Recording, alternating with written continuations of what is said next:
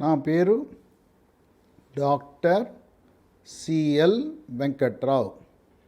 నా cell number WhatsApp number 9848055806. నా cell number WhatsApp number 9840550806. మీరు ఏదైనా ఉంటే నాకు వాట్సాప్లో సమాచారం ఇవ్వండి, మీకు తగు రిప్లై సమాధానం ఇస్తాను. లేదు నాతో మాట్లాడదలిచిన వారు, లేదు సాంకేతిక పరిజ్ఞానంపై అవగాహన లేని వాళ్ళు రాత్రి 9:30 నుంచి 10:30 మధ్యలో మీరు నాతో ఫోన్లో మాట్లాడటానికి అవకాశం ఉంటుంది. ఈ రోజున సామాజిక మాధ్యమాలు, సోషల్ మీడియాలో ఎక్కడ చూసినా అంతర్జాతీయ క్రికెట్ మ్యాచ్లను తలపించే విధంగా కేవలం తెలుగు రాష్ట్రాల్లోనే కాదు, భారతదేశం మొత్తం తెలుగు వాళ్ళు, ప్రపంచ దేశాలలో నివసిస్తున్న గల్ఫ్ దేశాల వారు, America, Australia, Canada, Britain, Africa ఒకటేంటి, ప్రపంచవ్యాప్తంగా ఉన్న తెలుగు వారందరూ ఆసక్తిగా సామాజిక మాధ్యమాల్లో గమనిస్తున్నది బర్రెలక్క బర్రెలక్క. ఏంటి బర్రెలక్కని లోతైన అధ్యయనం చేస్తున్నారు. ఈ బర్రెలక్కకి పేరు ఎలా వచ్చింది, అసలు ఎవరు బర్రెలక్క అంటే, బర్రెలక్క అసలు పేరు కర్నె శిరీష. ఆమె గ్రామము మర్కల్లు గ్రామం, పెదకొత్తపల్లి మండలం, కొల్లాపూరు నియోజకవర్గం, నాగర్ కర్నూలు జిల్లా. అంతకుముందు ఇది ఉమ్మడి మహబూబ్ నగర్ జిల్లాలో ఉండేది. ఈమెకి ఎందుకు ఈ బర్రెలక్క అని ప్రాచుర్యంలోకి వచ్చింది సోషల్ మీడియాలో అంటే, ఆమె డిగ్రీ చదువుకుంది. డిగ్రీ చదువుకుని నేను దళితురాలను కదా, నాకు రిజర్వేషన్ ఉన్నది, కనీసం ఆ రిజర్వేషన్లో ప్రభుత్వ ఉద్యోగం వస్తుంది అని ఆశగా ఎదురు చూస్తూ ఉన్నది. రావాలి రావాలి కావాలి కావాలి తెలంగాణ రావాలని ఆశించారు అందరూ. వచ్చింది. ఆనాడు నినాదము నిధులు, నియామకాలు, నీళ్లు. ప్రధానంగా ఉస్మానియా యూనివర్సిటీ నిరుద్యోగ యువత, విద్యార్థులు, కాకతీయ యూనివర్సిటీ నిరుద్యోగులు, విద్యార్థులు పోరాట పటిమతో ఆత్మ బలిదానాల ద్వారా మనకు లభించింది తెలంగాణ రాష్ట్రం. 1400 మంది ఆత్మ బలిదానాల తర్వాత లభించింది ఈ తెలంగాణ రాష్ట్రం. కాంగ్రెస్ పార్టీ మేము ఇచ్చామన్నారు. ఎందుకు ఇచ్చింది?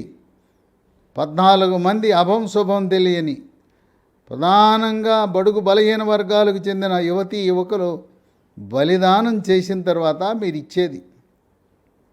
ఈ రోజున ఇదే ప్రశ్న ఉత్పన్నమవుతుంది. నిధులు లేవు, నియామకాలు లేవు, నీళ్లు లేవు. కన్న కలలు మంచుగడ్డల్లా కరిగిపోయినాయి. నిరుద్యోగ యువత అదిగో తెలంగాణ రాష్ట్రం ఏర్పడింది, మనకు కొలువులు వస్తాయి, ఇంటికి ఒక ఉద్యోగం అన్నారు. నోటిఫికేషన్ల కోసం ఎదురు చూస్తున్న తరుణంలో డిగ్రీ పాస్ అయినా, పీజీ పాస్ అయినా, ఎంఫిల్ పాస్ అయినా, పిహెచ్డి పాస్ అయినా, బీటెక్, ఎంటెక్, ఈ టెక్ చదివినా కనుచూపు మేరలో ఎక్కడా కూడా నోటిఫికేషన్లు రాలేదు. తెలంగాణ రాష్ట్రం ఏర్పడే నాటికి 2,90,000 ఉద్యోగాలు ఖాళీగా ఉన్నాయి. 9 సంవత్సరాలలో ఈ ఉద్యోగాలు నింపడంలో ప్రభుత్వం ఏమాత్రం చొరవ చూపల. వాళ్ళ దృష్టి అంతా మిషన్ భగీరథ, మిషన్ కాకతీయ, కాళేశ్వరం. అక్కడైతే తెలంగాణ రాష్ట్ర సంపదనే కాక 5 లక్షల కోట్ల అప్పు చేసి అవి కడితే అక్కడ కమిషన్లు వస్తాయి. నిరుద్యోగ యువతకు ఉద్యోగాలు ఇస్తే రాజకీయంగా వాళ్ళకి ఏమీ లాభం ఉండదు. డబ్బు సంపాదనకు అవకాశం ఉండదని 9 సంవత్సరాల పాటు ఉద్యోగ ఆ ఖాళీలన్నీ నోటిఫికేషన్ లేకుండా తర్వాత యువతకు 3,000 రూపాయలు నెలకు నిరుద్యోగ భృతి ఇస్తానని హామీ ఇచ్చి అసలు దాని ఊసెత్తటం లేదు. ఆ విధంగా నిరుద్యోగ యువత నిరాశ నిస్పృహలు గురై ఇక ఈ కర్నె శిరీష్ అని ఆమె ఏమి తోచని పరిస్థితుల్లో కుటుంబం గడవక నిరుపేద కుటుంబంలో జన్మించి దళిత సామాజిక వర్గానికి చెందిన ఆ శిరీష తల్లిని అడిగి 4 గేదెలు కొనుక్కుని గేదెలు మేపటం ప్రారంభించింది. గేదెలను పొలాల్లోకి తోలుకుని వెళ్ళి ఆ సమయంలో అక్కడ ఆమె టిక్ టాక్ ఉన్న సందర్భంలో టిక్ టాకు తదుపరి ఇన్స్టాగ్రామ్లో ఆమె ఉన్న వాస్తవాలే చెప్పింది. దాంట్లో ఏమని, మేము చదువుకున్నాం, డిగ్రీలు వచ్చినాయి, మార్క్స్ మెమోలు వచ్చినాయి, నోటిఫికేషన్లు రాలేదు, కొలువులు రాలేదు, దిక్కులేని పరిస్థితుల్లో పూట గడవక పొట్ట నింపుకోవటానికి ఈ రోజున ఈ బర్రెలు కాసుకుంటున్నాను, బర్రెలు కాసుకుని పాలు తీసుకుని పాలమ్ముకుని జీవనోపాధి గడుపుతున్నాను. ఇది తెలంగాణలో సగటు నిరుద్యోగి యొక్క చదువుకున్న వాళ్ళు డిగ్రీలు పీజీలు చేసిన వాళ్ళ పరిస్థితి ఇది అని చెప్పి ఆమె ఇన్స్టాగ్రామ్లో ఒక వీడియో, అది కూడా ఎంత 1/2 నిమిషం వీడియో, ఈ 1/2 నిమిషం వీడియో వైరల్ అయిపోయింది. ఈ వీడియో వైరల్ అయిన తర్వాత ఆమెకి శిరీష్ అని మర్చిపోయి బర్రెలక్క అని పేరు పెట్టారు. ఇక అప్పటి నుంచి కూడా ఈనాటి వరకు ఎవరు పిలిచినా శిరీష్ అంటే తెలవదేమో కానీ బర్రెలక్క అంటే ప్రపంచంలో ఉన్న అందరి తెలుగువారికి ఆమె పరిచితమైంది. ఇక ఆమె ఈ మధ్యకాలంలో నోటిఫికేషన్లు వచ్చాయి. 9 సంవత్సరాల పాటు ఎదురు చూస్తే నోటిఫికేషన్లు వచ్చాయి. గ్రూప్ 1, గ్రూప్ 2, గ్రూప్ 3 నోటిఫికేషన్లు వచ్చాయి. కానీ తెలంగాణ పబ్లిక్ సర్వీస్ కమిషను ప్రభుత్వ నిర్వాహకము అవినీతి కార్యకలాపాల వల్ల పేపర్ల లీకు, పేపర్లు అమ్ముకోవటం, గ్రూప్ 1 2 సార్లు పరీక్ష పెట్టి 2 రద్దు చేయటం, ఆ విధంగా నిరుద్యోగ యువత నిరాశ నిస్పృహకు గురయ్యారు. గ్రామీణ ప్రాంతాలలో వాళ్ళు అప్పులు చేసో ఉన్న ఆస్తులు అమ్ముకునో నగరానికి వచ్చి ఇక్కడ కోచింగ్ కోసం హైదరాబాద్ నగరంలో అశోక్ నగర్లో శిక్షణ పొందారు. దాంట్లో భాగంగా 4 బర్రెలల్లా ఆ బర్రెల నుంచి పాలు అమ్ముకుని మరో 4 బర్రెలు, మొత్తం 8 బర్రెలు అయినాయి ఆమెకి. సరే నోటిఫికేషన్ వచ్చిందని చెప్పి 8 బర్రెలు అమ్మి ఆ డబ్బుతో కోచింగ్ తీసుకోవాలని హైదరాబాద్ నగరానికి వచ్చింది బర్రెలక్క శిరీష. తర్వాత జరిగిన నిర్వాకం, లీకులు, పేపర్ల అమ్మకాలు పూర్తిగా నిర్వీర్యమై విఫలమై అవినీతికి నిలయమైంది తెలంగాణ పబ్లిక్ సర్వీస్ కమిషన్. అయినా ప్రభుత్వానికి నిమ్మకు నీరెత్తినట్లున్నారు.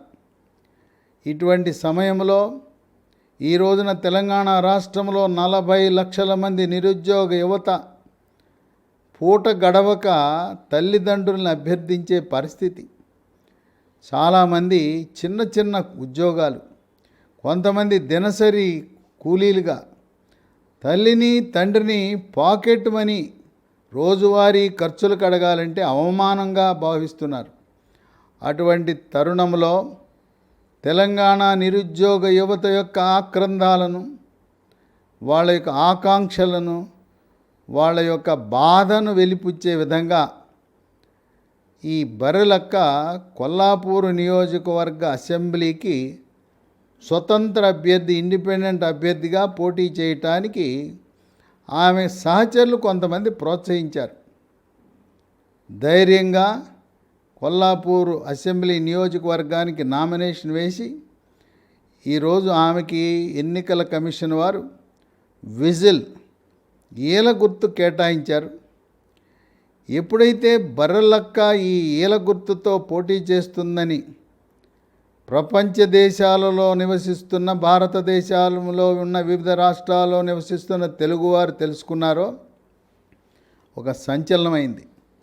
ఈరోజు సోషల్ మీడియాలో ఎక్కడ ఏది చూసినా బర్రెలక్క కొత్త కొత్త యూట్యూబ్ ఛానల్స్ పుట్టుకొస్తున్నాయి. అవి బర్రెలక్క కవరేజ్తో వెంటనే మానిటైజ్ అయిపోతున్నాయి. మామూలుగా యూట్యూబ్ ఛానల్ ప్రారంభమై ఎంతో అంతో యూట్యూబ్ యాజమాన్యం కొన్ని డాలర్లు వేయాలంటే 3 నెలలు, 6 నెలలు, సంవత్సరం కూడా కష్టపడిన వాళ్ళు ఉన్నారు. 3 రోజుల్లో, 4 రోజుల్లో కూడా యూట్యూబ్ ఛానల్ ప్రారంభించి వాళ్ళకి యూట్యూబ్ నుంచి కూడా కొన్ని డాలర్లు పడుతున్నాయంటే ఆమె ఎంత ఏ స్థాయికి సామాజిక మాధ్యమాలను, సోషల్ మీడియాలను ప్రభావితం చేస్తున్నారో అర్థం చేసుకోవచ్చు. ఇక ఈ బర్రెలక్క చరిత్రలోకి ఎక్కబోతూ ఉంది. ఆమె ఒంటరిగా తన ప్రయాణం ప్రారంభించింది, ఎవరూ లేరు. సోషల్ మీడియా ద్వారా తెలుసుకుని తెలంగాణ, ఆంధ్రప్రదేశ్ దేశంలో ఆదర్శ భావాలు కలిగి నిరుద్యోగ యువత బయలుదేరు, ప్రయాణం కట్టారు, వచ్చారు. సొంత నిధులతో ఈ రోజున దాదాపు 1000 మంది తెలుగువారు, తెలుగు రాష్ట్రాలకు సంబంధించిన వారు వచ్చి ఆమెను వెన్నంటి ఉండి ప్రచారం చేస్తూ, సహకరిస్తూ ఆమె గెలుపు కోసం కృషి చేస్తున్నారు. ఈరోజు ఆమె గెలిచిందంటే అసలు ఆమె ప్రాచుర్యంలోకి రావడానికి గల కారణమే యూట్యూబ్ ఛానల్స్ లేకపోతే ప్రపంచ దేశాల్లో ఉండే తెలుగువారికి బర్రెలక్క, కర్నె శిరీష్ ఎవరో తెలిసేది కాదు. అందువల్ల రేపు ఆమె గెలిచి శాసనసభలో అడుగు పెడితే అది ప్రజా విజయం, నిరుద్యోగ యువత విజయంతో పాటు యూట్యూబ్ ఛానల్స్ కూడా ఆ యొక్క గెలుపులో భాగస్వామ్యం కావాల్సి ఉన్నది.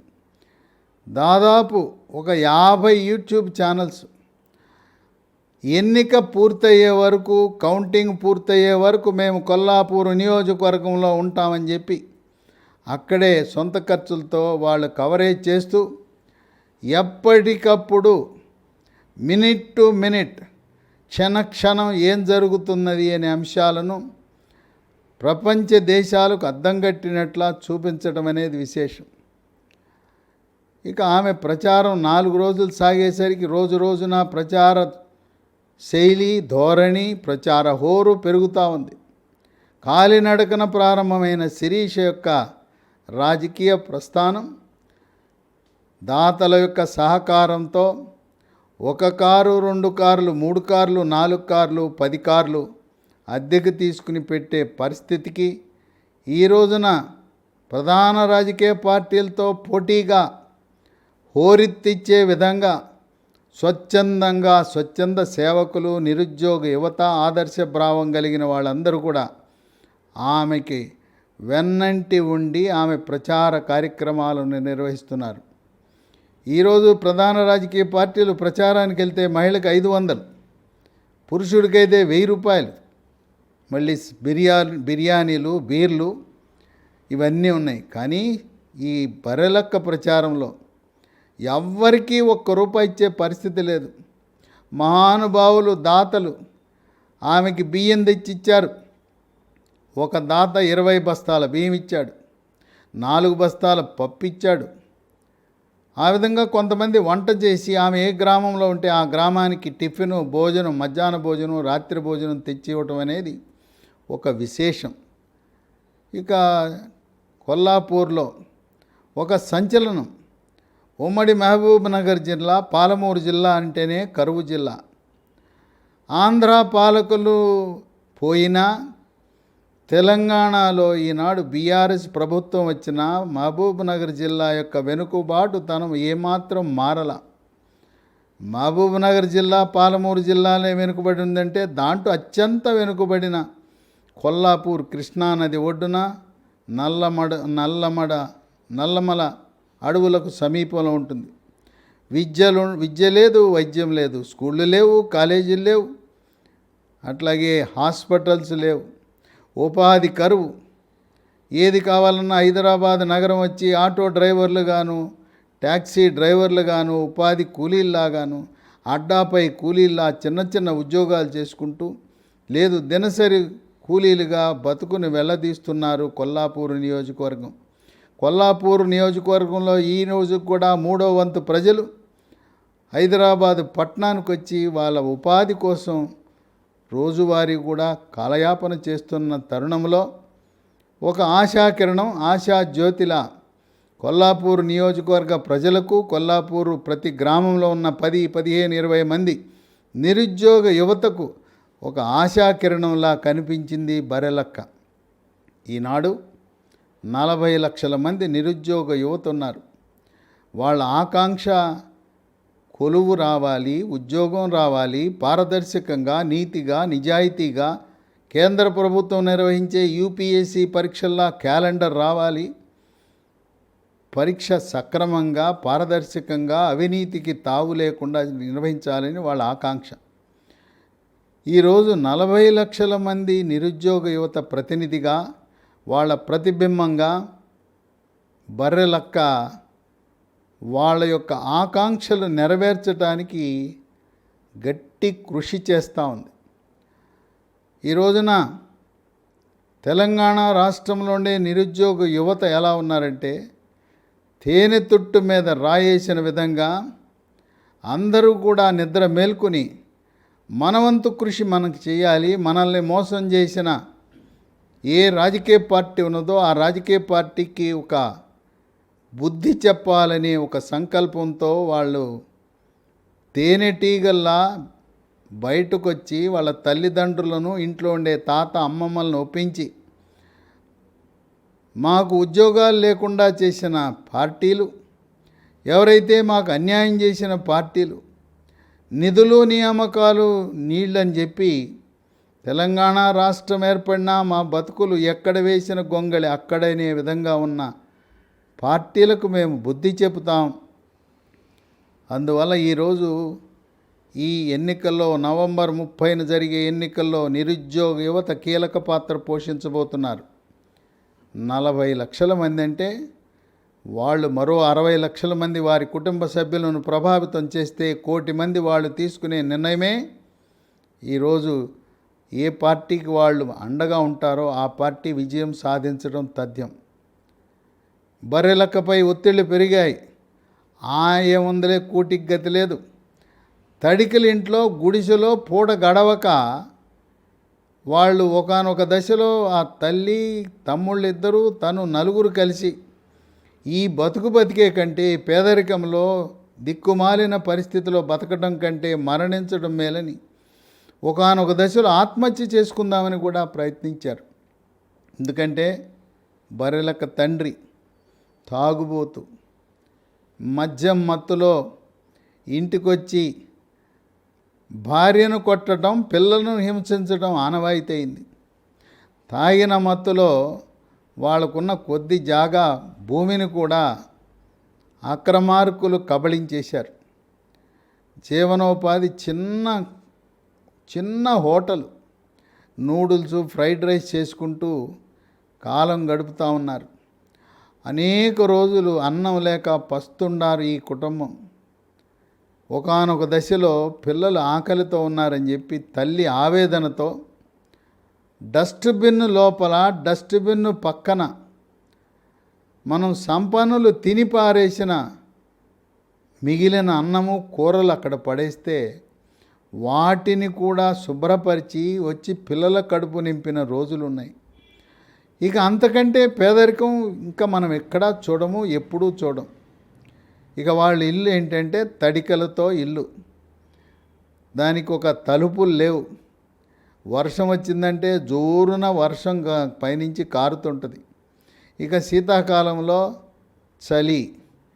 ఇటువంటి కడుపేద కుటుంబం మనం చూడము. అటువంటి కుటుంబం నుంచి వచ్చిన ఈ బర్రెలక్క గెలవాలని కేవలం కొల్లాపూరు నియోజకవర్గం వారే కాకుండా ప్రపంచ దేశాలలో ఉండే ఆదర్శ భావాలు కలిగిన తెలుగు వారందరూ కూడా వారికి తోచిన విధంగా ఆమెకు మద్దతిస్తూ ఆర్థిక సహాయం కూడా చేయాలనే సంకల్పంతో ఉన్నారు. నా వంతు సహాయంగా నేను 10,000 రూపాయలు ఆమెకు సహాయం చేశాను.